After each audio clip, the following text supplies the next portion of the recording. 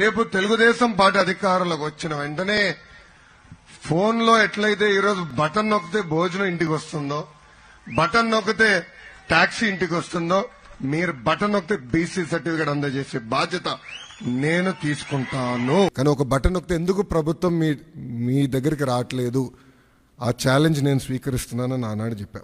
అందుకే ఈరోజు మన మిత్ర ప్రజల చేతిలోనే ప్రభుత్వం, ప్రజల చేతిలో పాలన, మాది ప్రజాప్రభుత్వం, ఈ నినాదంతో ఈరోజు ఇది మేము ప్రారంభించడం జరుగుతుంది. యువగలం పాదయాత్రలో అడుగడుగున ప్రజలు ఎదుర్కొంటున్న సమస్యలు నేరుగా తెలుసుకునే నాకు అవకాశం కలిగింది. దుగ్గిరాల మండలంలో ఎంపీటీసీ గారు పోటీ చేస్తుంటే సర్టిఫికేట్ ఆనాడు ఇవ్వలేదు, కావాలని బీసీ సర్టిఫికేట్ ఇవ్వలేదు. సో ఆ రోజు నాకు అర్థమైంది, సిస్టంలో ఒక లోపం ఉంది, ఇది కరెక్ట్ చేయాలి. ఎవరు ఇట్లా సర్టిఫికేట్ కోసం ఎవరు ఇబ్బంది పడకూడదు అనే ఆలోచనతో మొదలైంది.